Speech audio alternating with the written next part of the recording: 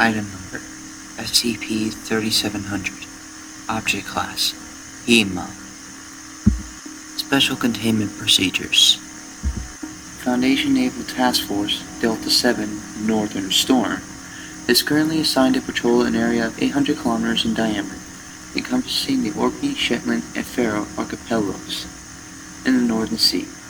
2 refurbished battleships purchased from the United States military have been assigned to this task force. 13 destroyers, 5 cruisers, and 15 small support craft are to accompany these vessels. Delta 7 has been instructed to patrol in a spiral pattern, moving outwards from the central predetermined location known as the origin. This pattern is to be maintained until Delta 7 either encounters SCP-3700-1 or reach the edge of the designated 800-kilometer zone, wherein they will return to the origin and begin the process again. Information regarding SCP-3700's actual death is to be retracted from all public texts and scientific publications. Should SCP-3700-1 be encountered, Delta 7 is to accompany the entity until it encounters SCP-3700-2 or demanifests. SCP-3700-1 has been implanted with 32 large-scale Donovan hollow projectors, which gives the entity the appearance of a pod of humpback whales.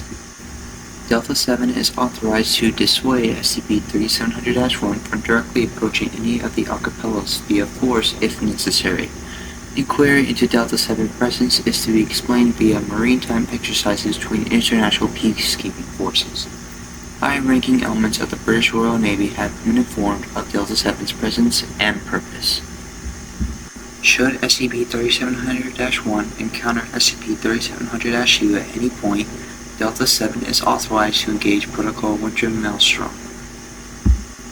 Upon encountering SCP-3700-2 in the presence of SCP-3700-1, Delta 7 is to take the following actions. Destroyers are to deploy harpoon-based anchors into SCP-3700-2's skin on its head, securing it in one location. Destroyers are to move in a circular pattern at a distance of 200 meters, engage the entity with both L cannons and standard armaments, with anchors at full taut to ensure the entity cannot orient properly in any one direction. Cruisers are to draw SCP-3700-2's attention away from both destroyers and battleships, via the use of Class 3 L cannons and standard armaments. Cruisers should engage in a circular serpentine pattern at 300 meters. Battleships are to deploy a Class 4 L cannons in a systematic continuous barrage at 180 degrees on either side of the entity, 400 meters away. Both vessels shall coordinate as to launch each barrage at the same time as their counterparts. All vessels shall follow this protocol until either entity is subdued with the other. As conventional weaponry and L cannons are only capable of doing limited damage to SCP-3700-2, Delta 7 should not engage it in the absence of the other entity. Should SCP-3700-1 prove unable to subdue SCP-3700-2, or should SCP-3700-1 encounter SCP-3700-2 before Delta 7 encounters the entity, Protocol Tumult will be put into place. The following procedures are to be enacted upon the failure to properly contain SCP-3700-2. Evacuation of naval and civilian craft from the 800-kilometer area of effect. Rerouting of trade and ferry routes to the archipelagos for a period of no less than 6 months. Continuous aerial and naval reconnaissance of and engagement with SCP-3700-2. Increased monitoring of SCP-3456 activity due to the SCP-3700-2's regurgitation of instances and as a result of the changing hazardous weather patterns. Continued surveillance for the reappearance of SCP-3700-1. Activation of land-based aquatic defenses. Due to SCP-3700-1's degrading physical conditions, inquiries into the potential damage caused by allowing SCP-3700-2 to subdue SCP-3700-1 twice every 5 years is ongoing. Cooperative requests to local GOC forces are pending via review of GOC demands. Description: SCP-3700-1 is a destination for a circular area in the Northern Sea with a diameter of 800 kilometers, encompassing the archipelagos of Faroe, Orkney, and Shetland. SCP-3700 has an abnormal depth within the seafloor located approximately 5 kilometers below the ocean surface, compared to an average of 250 to 300 meters for the rest of the Northern Sea. SCP-3700 is subject to a wide array of anomalous occurrences due to the ritual interactions between two entities, which has been designated as SCP-3700-1 and SCP-3700-2. Active effects of SCP-37 are wholly dependent on which entity successfully subdues the other during each ritual. All rituals, with the exception of 2 consistent dates, take place at random periods of time. SCP-3700-1 and SCP-3700-2 always interact on dates corresponding with the spring and fall equinox of each given year. Access data on SCP-3700-1. SCP-3700-1 is an arthropod 6 kilometers in length, green in pigmentation with a mixture of blue, yellow, pink, and red markings etched along the top forming of a face smile of a woman's face. It possesses 6 prehensile limbs attached to an elongated crest-shaped segment on the adamant of its antenna end, with 8 legs attached to the cylindrical segment stretching roughly 4 kilometers in length. The entity possesses 4 compound eyes, orange in pigment, attached to the stalks at the front of its crescent. SCP-3700-1's carapace is heavily damaged with large amounts of scarring, cracking, and small holes which expose softer tissue. Other than its size, the entity possesses several anomalous capabilities, a number of which are used to subdue SCP-3700-2. SCP-3700-1 is capable of using its club-like appendages in a similar manner to a peacock mantis shrimp, where both the strike and the resulting captivation bubble produces a force in excess of several tons of dynamite. 2 of SCP-3700-1's eyes are capable of projecting concentrated blasts of gamma radiation. The entity is capable of dispersing storms and other apparent weather phenomena, while seemingly increasing the rate of erosion of any landmass when it comes within 100 meters of. Despite its size, SCP-3700-1 is capable of reaching speeds in excess of 100 kilometers an hour, and has demonstrated an ability to demanifest entirely if it is unable to locate SCP-3700-2 within a certain time frame. SCP-3700-1 is benign in nature and displays rudimentary signs of sapience. When accompanied by Delta-7, it will either ignore the presence of Foundation vessels or provide some primitive force of aid via propelling disabled craft away from peril. The entity travels the length of the 800-kilometer area in which it manifests in a spiral pattern moving out from the central location, towards the edge. Since its discovery and the subsequent implementation of containment protocols, the entity has slowed down considerably in its movement, suffering several notable decreases in mass, and has weakened considerably in its abilities to subdue SCP-3700-2. Access data on SCP-3700-2. SCP-3700-2 is an anomalous member of the ray fin fish, which closely resembles the pelican eel in appearance, with the exception of 13 appendages encircling the middle section of its body. These appendages resemble the tentacles of an octopus, with accompanying suckers and tucked into the entity torsos when not in use. The entity is currently 32 kilometers in length, with the majority of its length being composed of a whip-like tail ending in a sharpened point, with the widest point of the entity being approximately 1 kilometer from top to bottom. Each tentacle is estimated to be approximately 60 meters in length, with its mouth estimated to reach 30 kilometers in depth when open. SCP-3700-2 is black in pigmentation and is bioluminescent with white, purple, and red luminescent lines forming the face smile of a man on either side of its torso. SCP-3700-2 is capable of invoking rapid changes in meteorological conditions, specifically invoking storm conditions in excess of Category 5 hurricanes. The entity is capable of bending its torso between the tail and a semblance of a joint where there is visible not one and then spinning the lower portion of its body, while its head remaining oriented in a single direction. This allows SCP-3700-2 to generate whirlpools, maelstroms, drawing any vessel within 150 meters towards it, at which point the tentacles will grip and rip said object apart regardless of its composition. The entity is capable of releasing high-energy sound waves and streams of blue fire from its esophagus, allowing it to quickly dispatch close-range targets. SCP-3700-2 manifests at random locations along its counterpart's spiral path, with the exception of the affirmation equinox, where it will appear at the origin. SCP-3700-2 remains submerged unless it engages with another object organisms or SCP-3700-1 and will demanifest 15 days after first appearing. The entity is openly hostile to any and all organisms that approach it. However, SCP-3700-1 reverts to a rogue predatory behavior in all instances other than its interaction with SCP-3700-1. The entity cannot be subdued via conventional weaponry and only suffers moderate damage from anomalous weaponry. Thus, only SCP-3700-1 is capable of fully subduing it.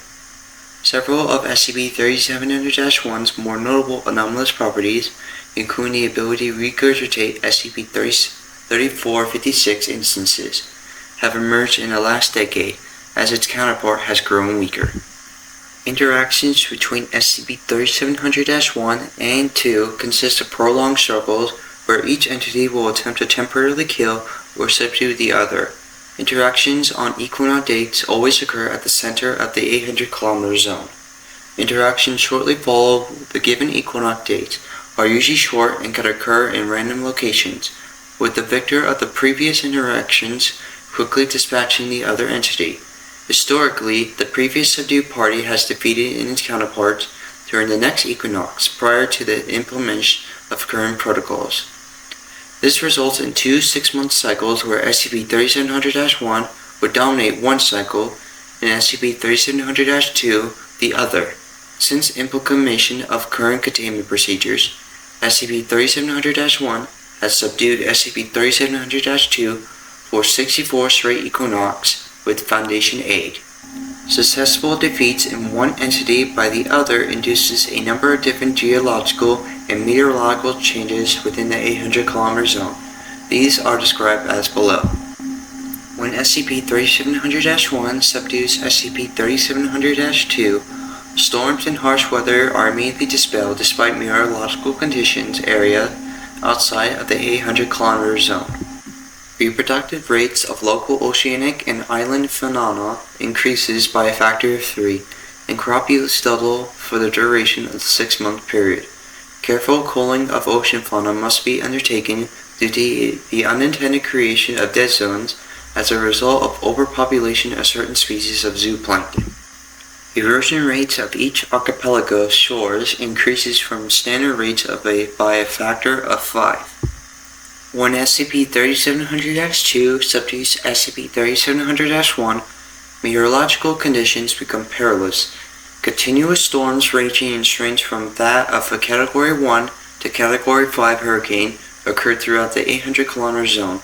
Temperatures experience rapid fluctuation, ranging from well below 0 degrees Celsius to well above 28 degrees Celsius, as a result of the constant change storming fronts. Such conditions may cause damage to complete destruction of buildings and loss of light, resulting in SCP-3456 appearances.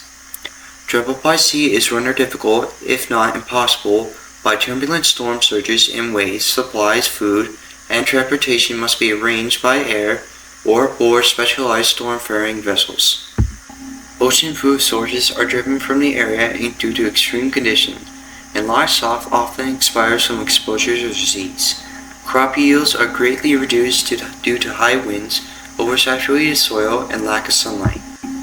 SCP-3700-2 does not demanifest. It will actively patrol the zone and know to approach archipelagos, especially to regurgitate SCP-3456, as well as to prey upon any unsuspecting civilian vessels capable of transversing the harsh condition it generates. Historical reports indicate that SCP-3700-1 has been regularly encountered by local fishermen since the 1500s. However, based on the oral traditions and known folklore of the area, it is likely that SCP-3700-1 was in presence during the construction of nearby and that its counterpart was one of the many targets of such efforts. Reports of SCP-3700-2 were also consistent in local folklore. However, no records of sightings of the entity were noted until the mid-21st century.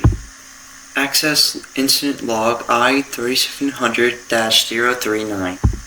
The following incident log contains a composite video and audio recording transcript of the interactions between SCP-3700-1 and SCP-3700-2, which occurred on March 20th, 2017.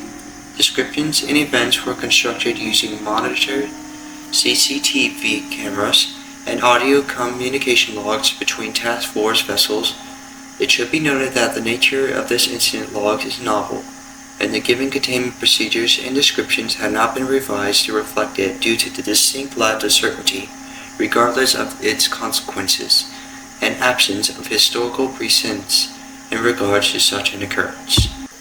Forward. Delta-7 arrived at the origin at approximately 0.00 hours on March 20th and began preparation for Protocol Winter Maelstrom. SPS Mithras and SPS Terran were retrofitted battleships present for the engagement, with the Mithras serving as the flagship for the force. Two of the destroyers suffered minor damage during the engagement, and the destroyer SCPS Stony Beast suffered heavy damage, including complete engine failure, and had to be towed from the area.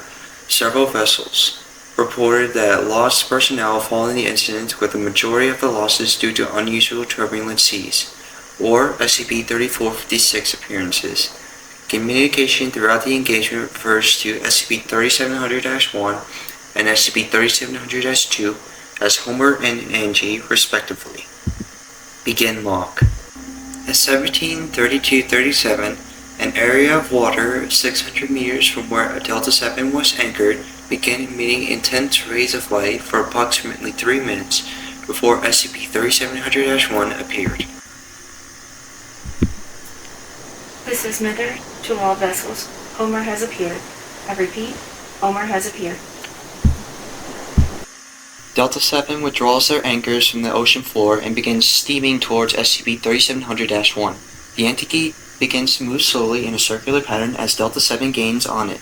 It catches sight of Delta-7 at approximately 5 minutes, and appears to acknowledge their presence by raising two of its claws into the air, and clicking them repeatedly while emitting a low rumbling sound from the appendages around its mouth. Delta-7 escorts SCP-3700-1 around the origin for approximately 30 minutes, in formation without incident. At approximately 18:02, weather conditions begin changing. Large black wall clouds resembling those found in hurricanes form within several seconds. The wind visibly increases in speed, and the waves become turbulent. SCP-3700-1 raises its claws and moves them in a circular motion, creating a small hole in the clouds above it and Delta-7. SCP-3700-1 is noted to cease its activity after approximately 30 seconds, its antenna drooping, visibly taxed by the effort. The hole remains for the duration of the incident. 600 meters in front of Delta-7 and SCP-3700-1, the ocean begins to froth and foam. Forming SCP-3700-2 emerges from beneath the surface, head pointing vertically upward. It rises up until the top of its tentacles are visible and then stops. The torso bends and the head becomes horizontally level. The jaw opens unhinged, revealing several rows of serrated teeth, before emitting a roar followed by a stream of blue fire. SCP-3700-1 dies beneath the surface at this point. All vessels. Angie has been spotted. Engage. Winter Maelstrom. 7 scatters outwards from where SCP-3700-1 submerges. All 13 destroyers reach their position and fires their harpoons, which is embedded into the entity's head. SCP-3700-2 emits second vocalization and becomes agitated, as its lower body begins to spin, generating a characteristic whirlpool at its base. Cruisers reach their position and open fire with L cannons and conventional weaponry, drawing SCP-3700-2's attention. Destroyers begin moving at top speed, drawing their harpoon lines taut and dragging the entity's head in a continuous 360-degree loop. Battleships reach their designated position and charges their cannons. Fire barge on my mark. 3, 2, 1, fire. The first broadside barrage from the battleships collides with SCP-3700-2, causing it to wail. SCP-3700-2 begins emitting grunting vocalizations before regurgitating an SCP-3456 entity into the waters below. The instance begins moving towards the line of destroyers in excess of 50 km per hour, despite a lack of aquatic anomalous features. Centaur in the water, headed straight towards us. Selkie, switch targets to Centaur number 1. Engage with all weaponry. The SCP-3456 instance closes the gaps between it and the SCP-Selkie before the vessel can retarget its weaponry. It's too close! The SCP-Selkie is briefly lifted from the water by the instance, and it can be seen reaching towards crew members who are climbing to the railing and their weapon emplacements. SCP-3700-2 is briefly released by this action, allowing it to orient itself and release a stream of blue fire which impact the SCP's scrawny beast. An audible crack is heard as the Selkie is released, and the SCP-3456 entity wails. SCP-3700-1 surfaces and strikes the entity with its club-like appendages once, twice, and 3 times, each resulting in loud cracks. The SCP-3456 instance is torn in half by the third strike, sending its human torso flying through the air before landing just beyond the SCP's emitters. The Selkie returns to full steam, drawing the line taut and pulling SCP-3700-2 out of its orientations. The scrawny beast has suffered moderate damage due to the fire, and there is visible smoke near the engine compartment. SCP-3700-1 is seen lifting crew members from the Selkie who are displaced into the ocean, and places them safely aboard another destroyer as it passes. The entity curls its tail down below it and leaves only a crescent segment visible above the water, turning it towards SCP-3700-2. SCP-3700-1 moves towards the edge of the whirlpool. 2 of its eyes begin to emit luminescence. SCP-3700-2 begins to show signs of moderate damage due to the L cannon barrage. Several SCP-3456 instances can be seen surrounding the water and are being kept at bay by smaller support craft. Brace for the killing blow. SCP-3700-1 emits several concentrated blasts of gamma radiation, carving several large holes in SCP-3700-2. SCP-3700-2 wails and begins flailing violently. Motions manage to snap all destroyers' harpoons and create several huge waves, pushing all present vessels backwards. The entity barbed tail snakes from below, and SCP-3700-1 impales in the midsection and then is lifted clearly out of the water. SCP-3700-1 strikes at the tail with its club-like appendages, attempting to free itself several times, before all movement stops. SCP-3700-2 flings the entity past Delta 7, where it plunges beneath the ocean surface and does not re-emerge. Homer is down. Homer is down. All ships pull out and regroup for implementation of Protocol Tumulant. All Delta 7 vessels turn and begin moving in the opposite direction of SCP-3700-2. The SCP's scrawny beast is visibly slow, sputtering smoke before coming out to the complete halt. SCP-3700-2 has begun expanding its whirlpool, and the seas have become extremely turbulent, as if whales have ceased, emits loud vocalization, and turns towards the fleeing vessels before spotting the scrawny beast. Stronze beast, get out of there now! We can't move! Our engines are short! The scrawny beast is caught in the whirlpool and drifts towards SCP-3700-2. A tentacle rises from beneath the surface and wraps around the damaged vessels. The SCP-3700-2 opens its mouth, preparing to consume the destroyer. SCP-3700-1 leaps from beneath the surface as SCP-3700-2 jaws begins to close, managed to strike several tentacles gripping the scrawny beast, and then weakly attempting to strike in it, sending this damaged destroyer just beyond the whirlpool's edge. SCP-3700-2 emits another vocalization. Jaws climbing down on top of SCP-3700-1. Several bright flashes of lights are visible, and SCP-3700-2 roars in pain.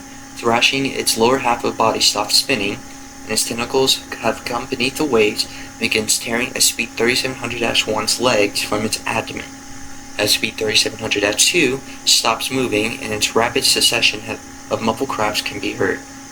SCP-3700-2 lowers its jaws and is severed, dropping SCP-3700-1 into the water. SCP-3700-2 begins flailing. Its movements grows weaker before it releases one final stream of fire onto SCP-3700-1 in the water. SCP-Delta-7 stops steaming in the other direction and patiently waits for one sign of a victor. However, after 5 minutes, neither entity is seen moving. Delta-7 makes its way back towards the site of the crash, where it is found neither entity moving or alive. Both entities dissolve shortly after Delta-7 reaches their position. A single round object is seen by multiple crew members aboard the Stronny's Beast, sinking beneath the surface where SCP-3700-1 had been. At this time, it was noted that the wall clouds have dispersed into standard cumulus clouds, although the surface conditions remains turbulent. This is Delta-7 to Command. We await you, Command, Delta-7. We have a bit of a situation. Go ahead, Delta-7. SCP-3700-1 and 2 are both down. 10 minutes of radio silence. Please repeat, Delta-7. SCP-3700-1 and 2 are both down. Stand by. Approximately 3 minutes of radio silence. Are either entity's effects active, Delta-7? Negative, Command. Is there any trace of either entity? Also negative. It would appear the anomaly has been neutralized. Delta-7 is to return to base for debriefing following any recovery efforts. Understood, Command. Approximately 5 minutes of radio silence occurs as recovery efforts begin, and the Stronny Beast is attached to a tugboat. Command, we're picking up unusual levels of gamma radiation and a sonar contact at a depth of 3 kilometers. Requesting permission to deploy submersibles for exploration purposes. 1 minute of radio silence passes, wherein command is recorded to have deliberately a decision. Request denied. Return to base for debriefing. Delta-7 turns from the scene of the pre-season battle and begins steaming in the direction of its berth. During the next 5 minutes of recording, gamma radiation levels continue to increase. Ocean surface turbulence visibly worsened, and several smaller vessels are seen tossed by larger waves. CCTV cameras on multiple vessels record abrupt cessation of surface turbulence and the appearance of 4 large yellow orbs, 300 meters from Delta-7's location. Below the surface, orbs linger for approximately 2 minutes, during which the time of significant seismic activities is reported within the area before vanishing.